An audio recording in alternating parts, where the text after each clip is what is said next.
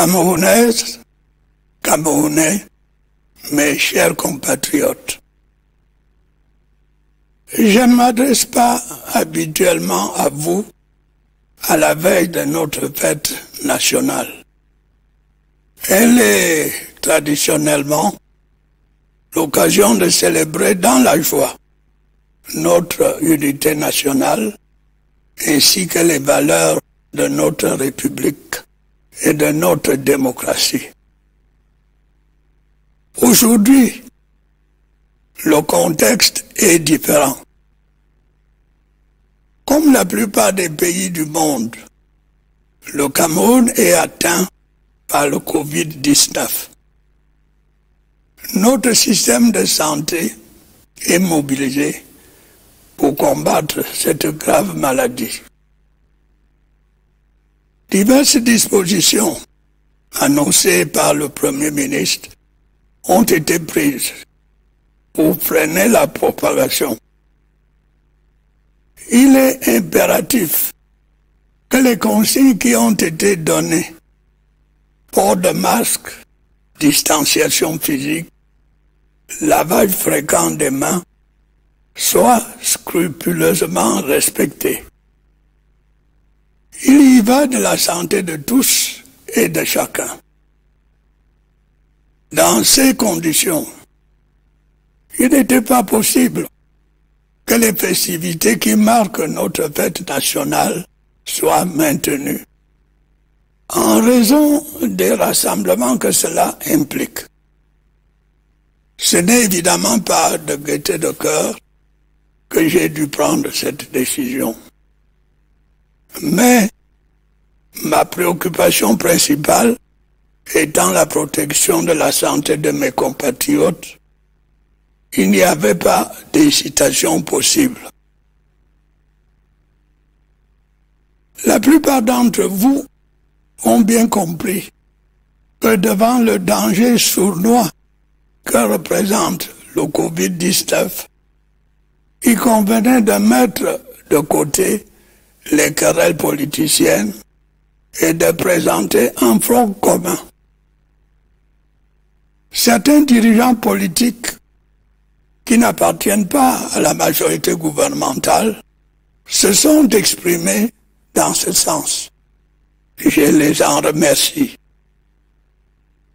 Nous avons eu également la satisfaction de recevoir l'aide et les encouragements de pays amis, d'organisations internationales, des dirigeants d'entreprises nationales et étrangères, ainsi que de diverses personnalités comme M. Jacques Ma de la Fondation Alibaba. Je veux ici les remercier en votre nom. Mes chers compatriotes, la première chose que je voudrais vous dire en ce jour est de ne pas céder à la panique et de ne pas croire les fausses informations véhiculées par les réseaux sociaux notamment. Le défi est certes grand, mais nous sommes capables de le relever ensemble, comme nous l'avons fait en de nombreuses autres circonstances. Je veux aussi que vous sachiez que le gouvernement, sous mon impulsion, fait le maximum possible pour nous sortir de cette grave crise sanitaire. Comme je l'ai dit, les mesures de protection ont d'ores et déjà été prises pour contrer la propagation du Covid-19 sur notre territoire. Malgré cela, le nombre de personnes infectées augmente de jour en jour, apportant la preuve que la lutte contre cette pandémie est complexe et difficile. J'invite donc chacun de vous à s'y impliquer personnellement. Il est essentiel que les mesures qui ont été indiquées soient absolument respectées par chacun de nous. C'est une des conditions de la victoire que nous voulons tous remporter contre ce virus. J'invite particulièrement tous les responsables politiques, tous les hommes de religion, tous les leaders d'opinion, tous les responsables d'associations, tous les chefs traditionnels et tous les corps constitués à continuer à s'investir pleinement dans ce combat contre le Covid-19. Bien entendu, tout ceci dans le cadre fixé par le gouvernement et dans le respect des lois et règlements de la République. Mes chers compatriotes, sans plus attendre, je voudrais m'associer à la douleur des familles qui ont perdu leurs proches des suites de cette terrible maladie. J'adresse mes encouragements aux malades encore hospitalisés dans nos formations sanitaires et leur souhaite un prompt rétablissement. Je demande par ailleurs aux personnes testées positives de respecter scrupuleusement les règles de confinement. Je tiens également à saluer l'extrême courage du corps médical camerounais et de ceux qui l'assistent. Avec les moyens qui sont les nôtres, ils font le maximum pour soigner les personnes infectées. En effet, ils ne baissent pas les bras face à la gravité de l'infection au Covid-19. La nation, par ma voix, les en félicite et les encourage à persévérer dans cette voie. Comme vous le savez, depuis l'apparition de cette pandémie dans notre pays, à côté des mesures de protection dont j'ai déjà parlé, un fonds spécial de solidarité nationale pour la lutte contre le coronavirus a été mis en place. J'ai pris des dispositions pour que, dans la limite de nos moyens présents, il soit alimenté dans un premier temps à hauteur d'1 milliard de francs CFA. En fonction de l'évolution des besoins sur le terrain, des ressources nouvelles pourraient y être apportées. C'est pour moi le lieu de féliciter les concitoyens qui ont déjà versé des contributions. J'invite ceux qui le peuvent à en faire autant. La solidarité nationale l'exige. Dans le combat qui est le nôtre aujourd'hui, le gouvernement s'emploiera à poursuivre la lutte contre toute instrumentalisation ou exploitation politique, économique ou sociale de cette tragédie. Mes chers compatriotes, je voudrais maintenant appeler votre attention sur les conséquences économiques de cette crise sanitaire.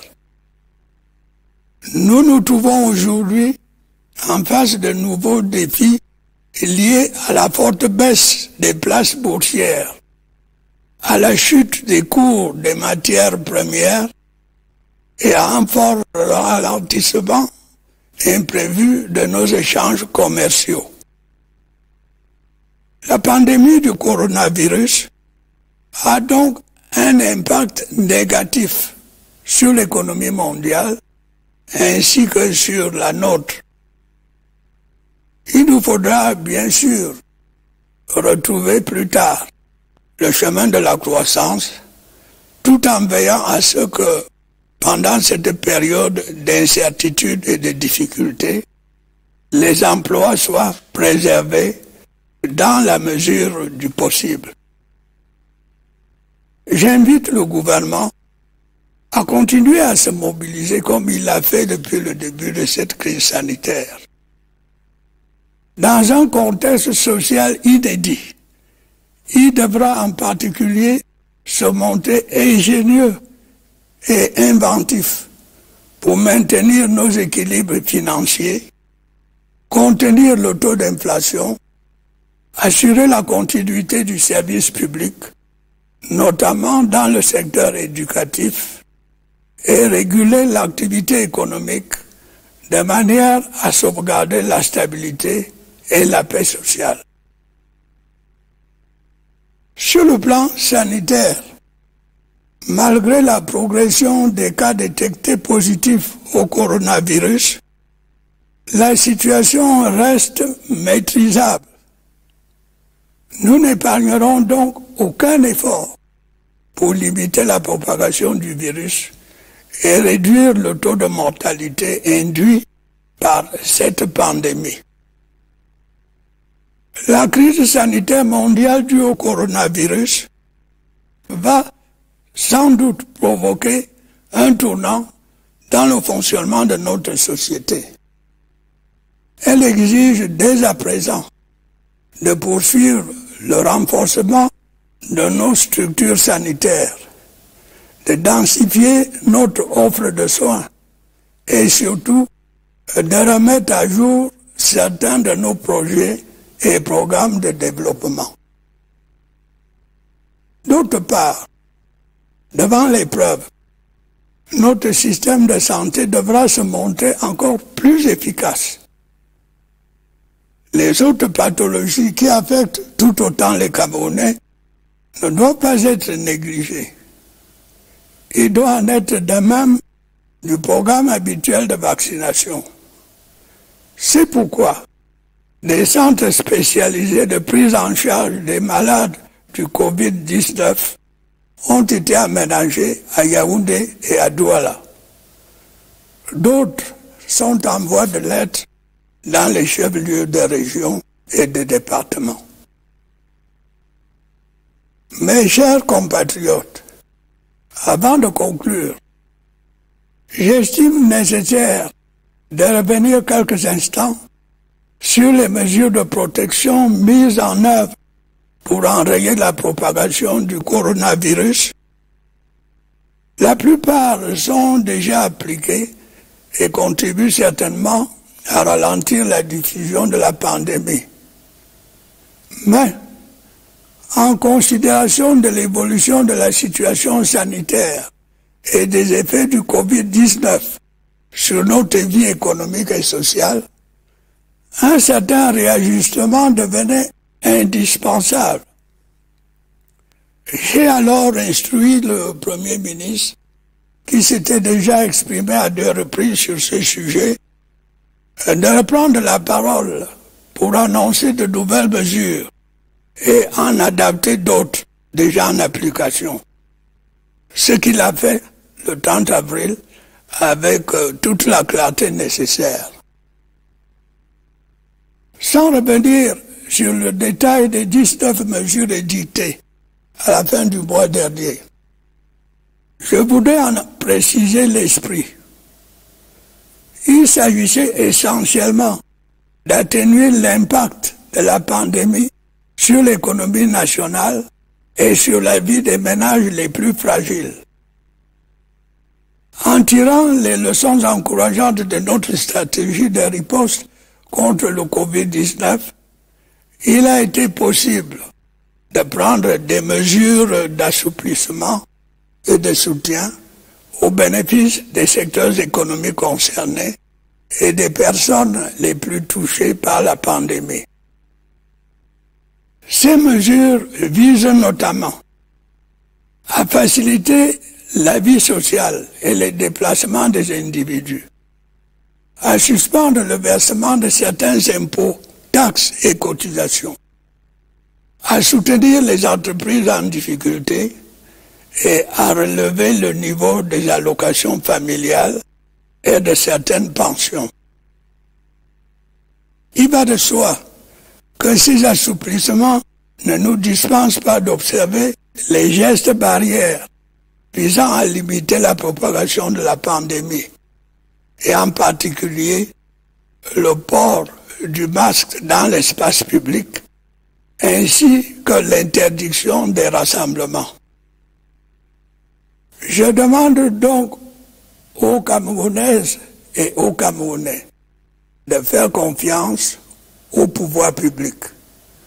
Le gouvernement est pleinement conscient de la gravité de la situation et est prêt à prendre toutes les mesures nécessaires. Déjà, je peux affirmer ceci. Dès qu'un traitement sera disponible, le nécessaire sera fait pour le mettre à la disposition de nos concitoyens.